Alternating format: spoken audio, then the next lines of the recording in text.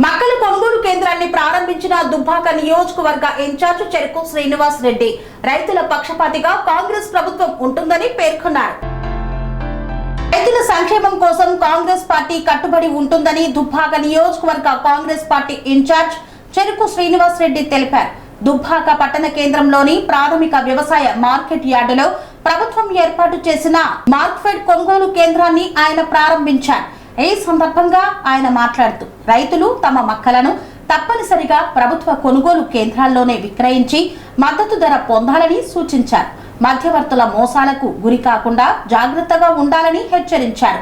మొక్కజొన్నలను శుభ్రపరిచి నిర్ణీత తేమ శాతం వచ్చే వరకు బాగా ఆరబెట్టి విక్రయించాలన్నారు. నాణ్యమైన దిగుబడిని మాత్రమే కొనుగోలు కేంద్రాలకు తీసుకురావాలని రైతులకు సూచించారు.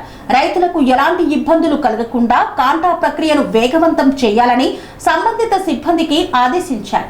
ఈ కార్యక్రమంలో దుబ్బాక వ్యవసాయ market committee chairman Kongari Ravi, vice chairman Balareddy, market committee డైరెక్టర్లు ఆకుల భరత్ తదితరులు పాల్గొన్నారు. తెలంగాణ ప్రజల సంక్షేమానికి, అభివృద్ధికి, సంక్షేమానికి ప్రవేశపెట్టిన బడ్జెట్ పేద ప్రజలందరూ కూడా ఈరోజు ఆ బడ్జెట్ చూసి చాలా సంతోషంగా ఉన్నారు. ఎందుకంటే ప్రజాప్రభుత్వం పేద ప్రజల కోసం ఆలోచన చేసి ముఖ్యమంత్రి గారు గౌరవనీయులు రేవంత్ రెడ్డి గారు, అదేవిధంగా ఆర్థిక శాఖ మంత్రి బట్టి విక్రమ గారు కూడా పటిష్టంగా పేద ప్రజల సంక్షేమం కోసం బడ్జెట్ తీసుకురావడం చాలా రైతులు కానీ కార్మికులు కానీ అందరూ కూడా చాలా సంతోషంగా ఉన్నారు. మరి వారికి ప్రత్యేక ధన్యవాదాలు తెలియజేస్తూ మరి ఈరోజు పిఎస్సిఎస్ ద్వారా మక్కల కొనుగోలు కేంద్రం ప్రారంభించడం జరిగింది. దుబ్బాకల రైతులు దళారు నమ్మద్దు. మరి ఈరోజు చాలామంది 1800, 1600 మంది కొనే ప్రక్రియ దళారులు చేస్తున్నారు. మరి ఆ రైతాంగంగా మోసపోదనే ఉద్దేశంతో రాష్ట్ర ప్రభుత్వం ప్రత్యేకంగా దుబ్బాకల పిఎస్సిఎస్ ద్వారా మక్కల సేకరణ కేంద్రం ప్రారంభించడం జరిగింది.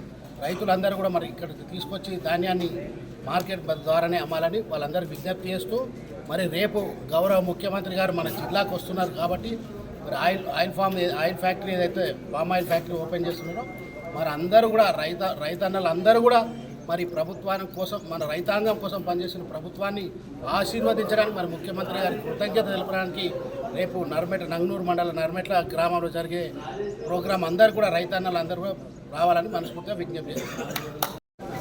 రైతు భరోసాను రేపు ముఖ్యమంత్రి గారు ప్రారంభించడం జరుగుతూ ఉంది.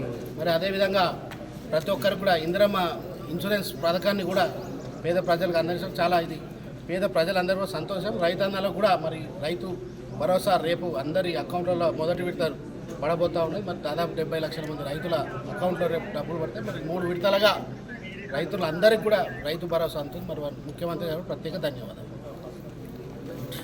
స్వామి బోధానంద గోసేవ ఆశ్రమం సైతాపూర్.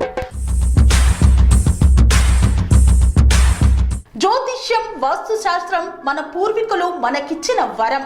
దుర్గాదేవి, కాలభైరవ ఉపాసనతో వాక్సిద్ధి పొందిన శ్రీ శ్రీ బోధానందగిరి స్వామివారు మీకు ఎలాంటి సమస్యలున్నా, వాటిలో ముఖ్యంగా ధన నష్టం, ఆరోగ్య నష్టం, భార్యాభర్తల మధ్య గొడవలు, ప్రేమించుకున్న వారు దూరం అవడం, ఎన్ని సంబంధాలు వచ్చినా పెళ్లి ముడి పడకపోవడం, రోడ్డు ప్రమాదాలు, అప్పుల బాధలు, వ్యవసాయంలో నష్టాలు, పెద్దల మాట పిల్లలు వినకపోవడం, ఆరోగ్య శాంతి, గృహశాంతి, మనశ్శాంతి లేకపోవడం, ఇలాంటి సమస్యలు ఉన్నట్లయితే ఒక్కసారి స్వామీజీని కలవండి. మీ సమస్యలకు తగిన పరిష్కారాన్ని పొందండి. అంతేకాక అన్ని రకాల వ్యాధులకు గోపంచగవ్య మరియు మూలికా వైద్యం చేయబడును. నమ్మకంతో రండి, ఆయురారోగ్యాలతో వర్ధిల్లండి. మా అడ్రస్ స్వామి బోధానంద గోసేవ ఆశ్రమం, సైతాపూర్, వీరభద్రస్వామి గుడి దగ్గర, యాదగిరిగుట్ట.